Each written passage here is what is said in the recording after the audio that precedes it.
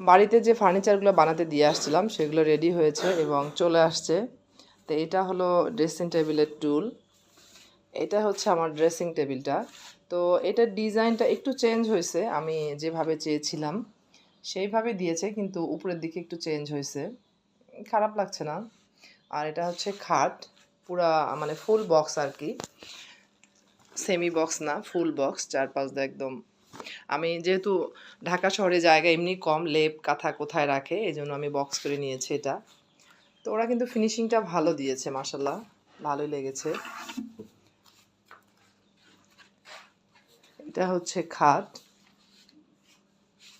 ওইটা dressing table, আর সাথে তো টুল আছে একটা। আর আমার মানে এই যে ক্যাবিনেটটা দেখাই, টিভি ক্যাবিনেট। টিভি ক্যাবিনেটটা অনেক সুন্দর হয়েছে, মানে ক্যাটালগে যেভাবে ছিল ওইভাবে ওরা বানিয়েছে। তো আমার মনে হয়েছিল যে এই পাশে আরেকটা ড্রয়ার দিলে ভালো হতো। তো বানানোর পরে আসলে বলেছি, তো ওরা বলছে যে আপা সমস্যা নাই, এটাও সুন্দর লাগছে। তো খুবই পছন্দ হয়েছে আমার টিভি ক্যাবিনেটটা, আমি যেভাবে দেখিয়েছি সেইভাবে বানাইছে ওরা। এখন আপনাদেরকে দেখাবো সোফাটা। তো আমার ডাইনিংটা যেহেতু আমি যে কালার, আমি সেই কালারই করে চেয়েছি। ডাইনিংটা ওরা বানায়নি, ডাইনিংটা আক্তার থেকে কেনা।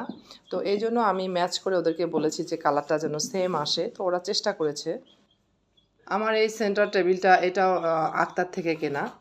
তো এটার যে ডিজাইনটা, সেটা দেখে আমি বলেছিলাম যে আমার সোফার ডিজাইনটা এটা দিতে হবে। তো ওরা কিন্তু একদম মানে যেরকম ডিজাইন দেখাইছি আমি সেম ডিজাইনটাই দিছে। মানে সোফাটা আমার খুবই পছন্দ হয়েছে। এই যে দেখেন, যেভাবে দেখাইছি ওইভাবে দিয়েছে। তো সোফার এখনো ফোম টোম কেনা হয় নাই, কিনে ফেলবো ইনশাল্লাহ। আর এটা হচ্ছে কম্পিউটার টেবিল, এটাও বানাতে দিয়েছিলাম। কম্পিউটার টেবিলটা খুবই সুন্দর করে বানিয়েছে, এটাও ক্যাটালগের, মানে যেভাবে দেখায় মানে পাঠাইছি আমি ছবিটা ওইভাবে বানিয়েছে।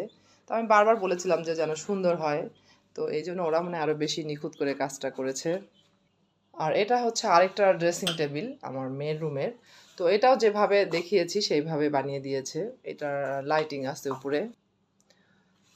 তো ওরা আসলে, আমি আসলে চিন্তায় ছিলাম যে এতগুলা কাঠ দিয়েছি ওরা কিভাবে বানায়। তো ফিনিশিংগুলা কিন্তু খুবই সুন্দর দিয়েছে, যে লাইট আমি দেখাচ্ছি, খুবই চমৎকার আসছে ওদের কাজ।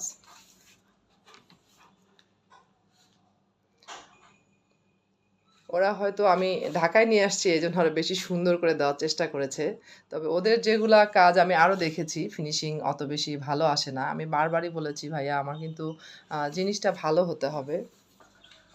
এজন্যই ওরা হয়তো চেষ্টা করেছে মানে ভালো কাজ করার। দেখেন টেবিলের সঙ্গে একদম ম্যাচ করে দিয়েছে।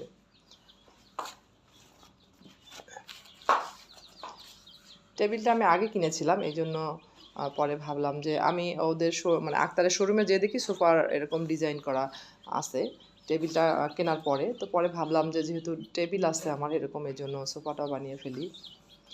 ফোম লাগানোর পরে আরও অনেক বেশি সুন্দর লাগবে। টুলটা আমার অনেক বেশি ভালো লেগেছে, টুলটাও সুন্দর হয়েছে। তো আপনাদের কাছে আমার ফার্নিচারগুলো কেমন লাগলো অবশ্যই কমেন্টস করে জানাবেন। আমার কাছে ভালো লেগেছে, দেখেন ডিজাইনটা কিন্তু খুবই মানে সুন্দর একটা ডিজাইন। কি টিভি ক্যাবিনেট ডিজাইন আমি অনেকগুলো খুঁজেছি, কিন্তু এটি আমার কাছে বেশি ভালো লেগেছে।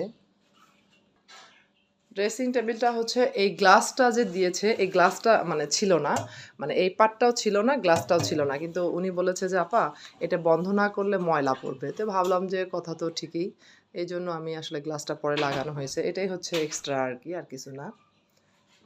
তবে ড্রেসিং টেবিলটা এটা কিন্তু মানে পাল্লা ভিতরে আর কি জিনিসপত্র রাখা আছে। মানে আমাদের ঢাকা শহরে যত বড় বাসায় নেন তারপরেও মনে হয় যে জায়গা কম কম পড়ে যায়, এই জন্য আসলে টেকনিক করে এবার এগুলো নিয়েছি আমি। তো এগুলো হচ্ছে মেহগনি কাঠের আর কি, বাড়িতে অনেকগুলো গাছ ছিল, সেই গাছ থেকে এগুলো ফার্নিচার বানিয়েছি।